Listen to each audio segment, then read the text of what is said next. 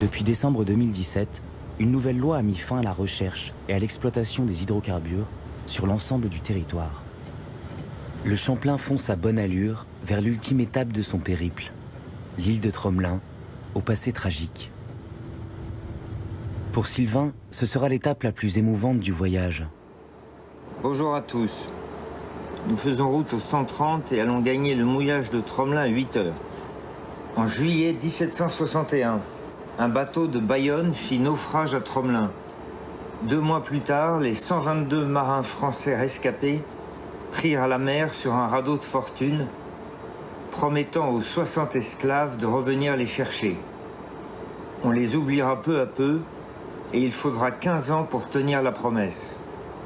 Et quand le chevalier de Tromelin abordera l'île en 1776, il ne trouvera que 8 survivants, 7 femmes et un bébé.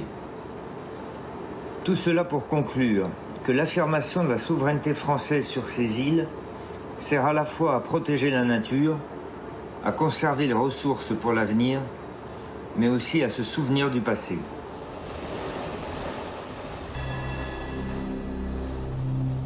Le sort des esclaves abandonnés sur Tromelin a ému les intellectuels français de la fin du XVIIIe siècle. En 1781, dans sa plaidoirie pour l'abolition de l'esclavage, Condorcet fit référence à cette tragédie qu'il dénonçait comme un acte d'inhumanité impardonnable. Le navire L'Utile se brisa sur les récifs. Le capitaine en perdit la raison. Castellan, le second, prit le commandement et sa ténacité permit de sauver la plus grande partie de l'équipage. Il fit creuser un puits et construire une chaloupe de fortune avec les débris de bois échoués. Mais l'embarcation était bien trop petite pour contenir tous les rescapés. Castellan dut se résoudre à abandonner les esclaves. Il leur promit de revenir les chercher au plus vite. Dès qu'il atteignit les côtes de Madagascar, il tenta tout ce qui était en son pouvoir pour respecter son engagement.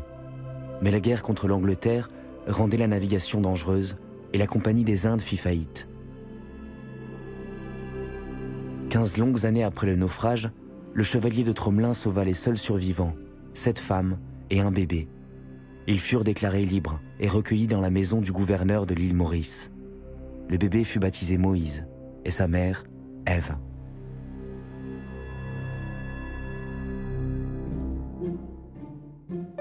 Le Champlain fait halte quelques heures seulement.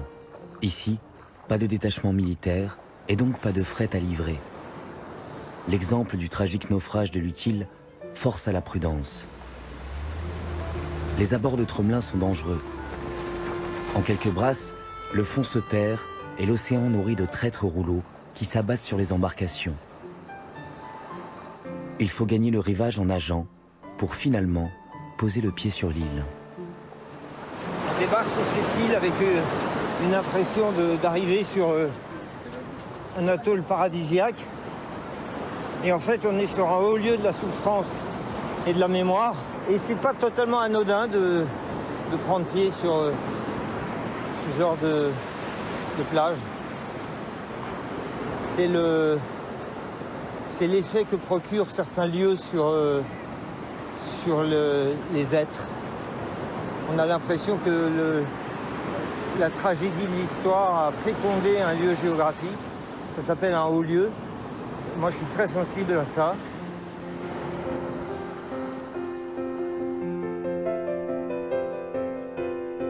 Tromelin, c'est la désolation d'un plateau rocheux, balafré d'une piste d'atterrissage. Quelques arbustes rabougris et une multitude de fous à pieds rouges sur lesquels veillent en permanence 3 agents d'Étaf. Les heures sont comptées, le Champlain doit bientôt appareiller. Sylvain veut rendre hommage aux esclaves abandonnés. Le temps de convoquer les ombres et de fouler de ses pas le sol ingrat sur lequel ils survécurent.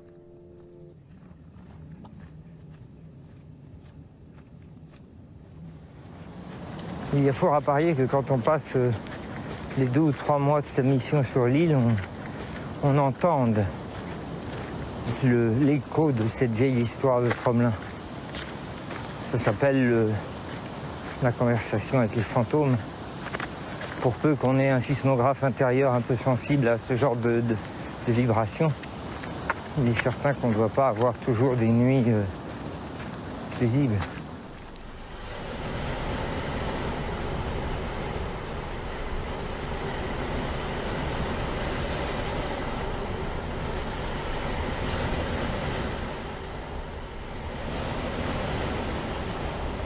Oui, ça fait 1 heure que j'ai commencé le tour de l'île et je suis déjà fatigué, je sens la brûlure de soleil.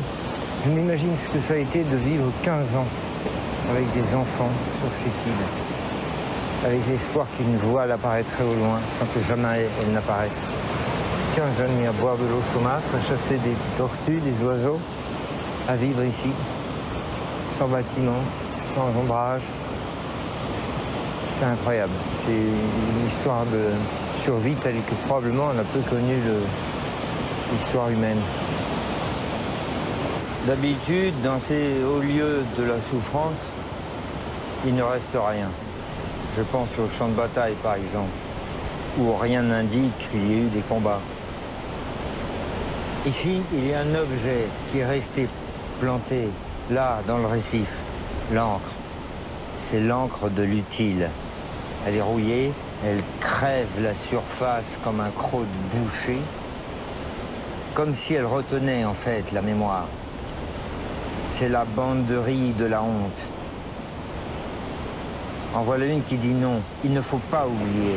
Regardez, je suis planté là, devant le ciel, devant l'horizon. Chaque vague me crève. Je la déchire et je me tends comme un doigt dressé pour que vous n'oubliez pas.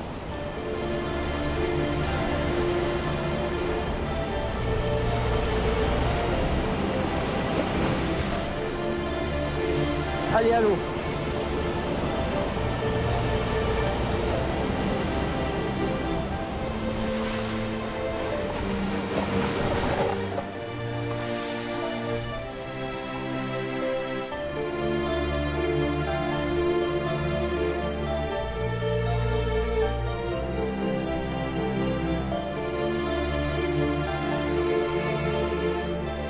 Et lorsqu'on nage jusqu'à l'encre de l'utile et qu'on reste un moment à s'y agripper, parce qu'il y a les courants qui vous entraînent, on ne peut pas s'empêcher d'entendre les coups de boutoir, comme un métronome du ressac qui tape et qui tape sans cesse depuis des siècles. Il y a 250 ans, ce sont ces mêmes vagues, ce même coup de boutoir, toujours répété, toujours recommencé. Ce sont eux qui ont précipité le bateau sur le récif et qui ont entraîné la catastrophe. Eh bien aujourd'hui, c'est exactement le même son, le même bruit, les mêmes coups de boutoir, le même métronome, le même solfège. Sauf que, au lieu de nous précipiter vers le malheur, eh bien ces coups de boutoir nous disent « N'oubliez pas, n'oubliez pas, n'oubliez pas ». C'est ça qu'on entend.